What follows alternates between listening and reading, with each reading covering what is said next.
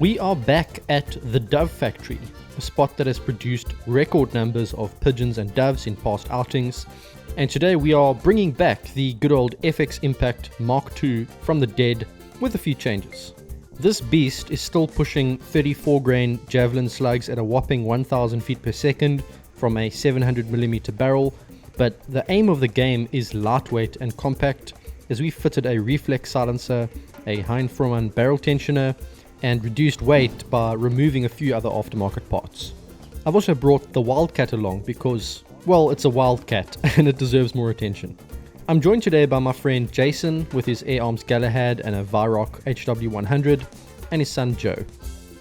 Many of our shots today will be at steep incline angles on top of silos, so I've brought a Spartan Sentinel tripod. This should just give me a good platform to shoot off.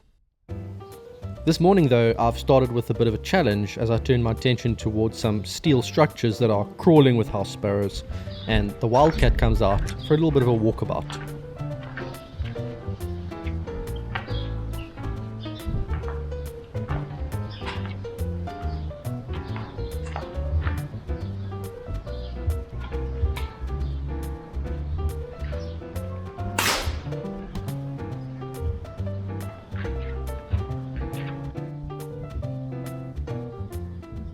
The nice thing about having these structures around is that you can use them for support.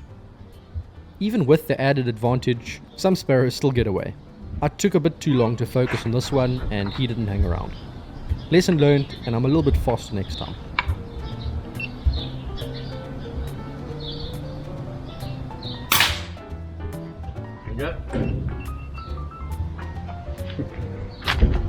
I'd forgotten how perfect this little Wildcat was for walking around and shooting. For one, it's got the space for mounting a sling. I can't do that on my Impact, which is kind of one thing that I don't like about the Impact. But aside from that, it's just so short and light. Obviously with having so many aluminium and composite parts, it's not as difficult to carry as, like, let's say, a longer traditional rifle or even the Impact. And for stuff like shooting morsies up in the roof here, or shooting pigeons at steep angles offhand, it's perfect. Impact for longer shots, obviously being able to shoot the slugs is the better option, and that Impact, as far as size goes, is still pretty light and compact for the kind of power output it's putting out.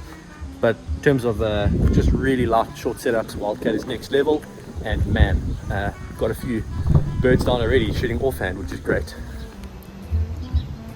Now that's going to be a hard shot.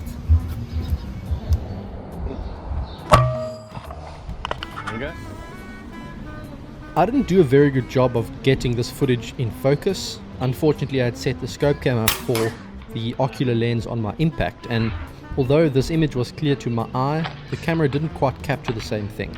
But you get the idea. This thing is a tack driver.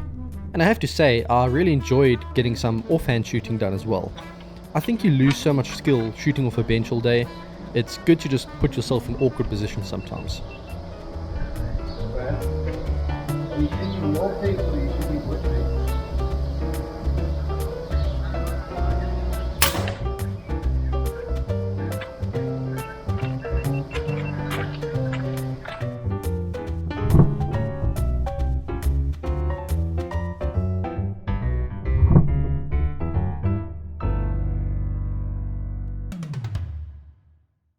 And talking about tricky shots, it's time to go after the pigeons on the silos.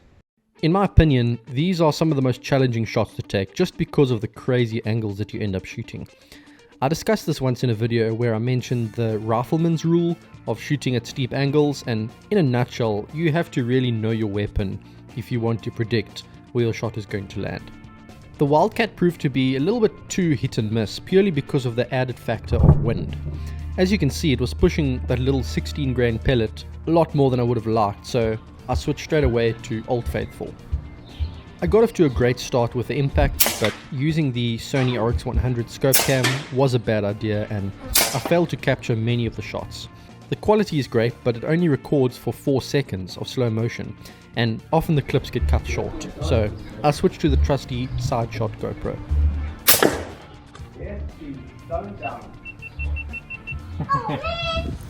Once or twice today I've been the victim of my own good ideas. my trigger on the Matt Dabber slugger gun, that Mark II impact over there, is very, very light. I've set it to a light 1 stage, and that's the way most of my guns are set. However, the Wildcat, I haven't really had time to set the Wildcat trigger, so sometimes I've been shooting a bit of the Wildcat, getting used to the Wildcat trigger, and then come back to the impact and just pull off a shot before I need to. But lots of pigeons coming through here. I don't know if you see them flying around, but I think we're getting to the time now where they're going to start landing at the decoys. I think it's about 2 or 3 p.m. now, and yep, that's going to be when the real action starts. Just don't walk in front of me. What do you do?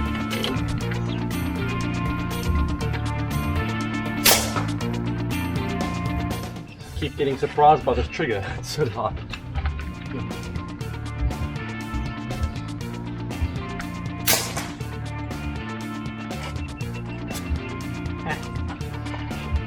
Yo, I tell you what, it's hot. My flip-flop tan is looking particularly bad today. I don't know if it's a tan or a burn, but it's not looking good. But thankfully I've got a fridge in my bakkie, so having some cold drinks is keeping me alive pretty much.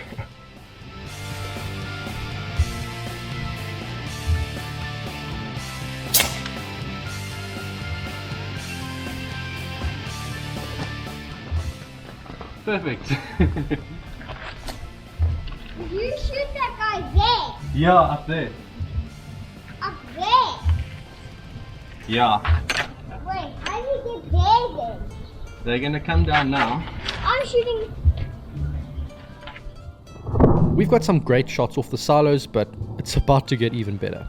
These rock pigeons and doves live out in the surrounding mountains, but this place offers unlimited food, so when it comes to feeding time in the late afternoon, they tend to flock together and come in to feed. We've had pretty amazing success here in the past simply by putting out decoys, and we're following the same plan today, laying the birds we shoot out in the open and waiting for more to land.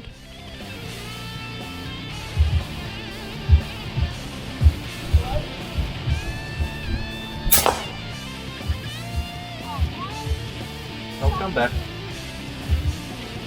So we're a few hours into the day and we've taken quite a few shots. It's not the crazy volume of birds that I've had here before, but we've probably shot at least 50, which is still great.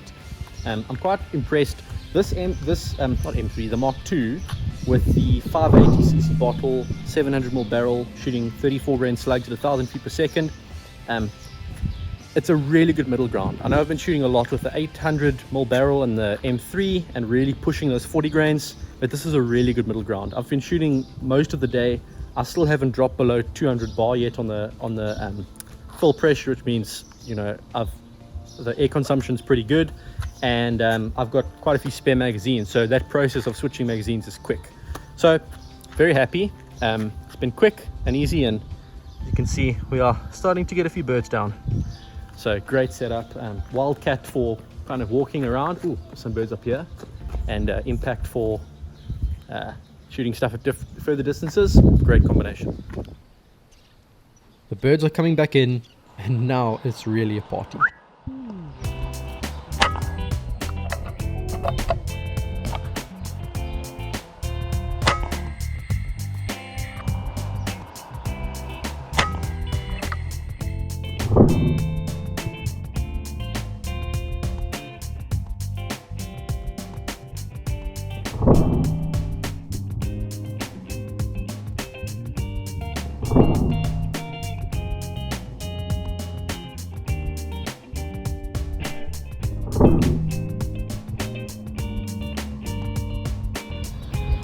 I'm a little bit late on this one, and Joe takes the spoils.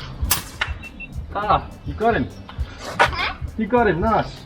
Thanks. That was a difficult shot. I know it, and I'm shooting from a difficult place. Yeah. And that thing is blurry. So it's even harder.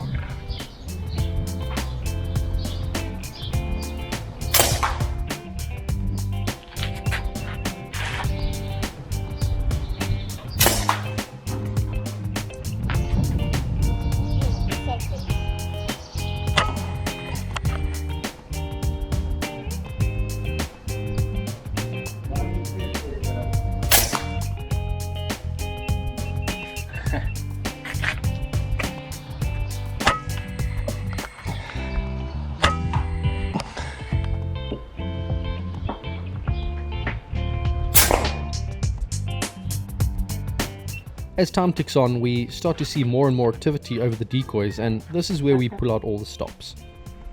Joe is still learning, and this bird isn't put down on the first shot, but we're teaching him right, and he quickly follows up. Wait for them to be in the line. No, I'll go for his head. You got one.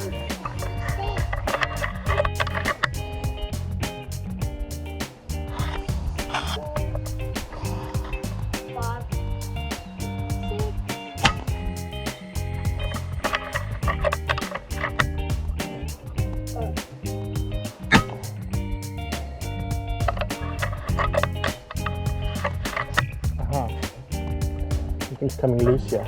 It's fine.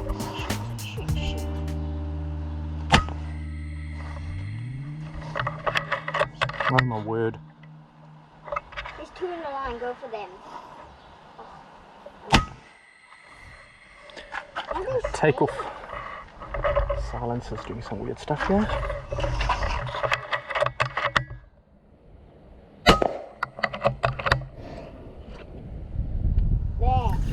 Well, I've unfortunately got to leave now. It's about 3:30 and I've got a Christmas dinner at 5. Today's Boxing Day.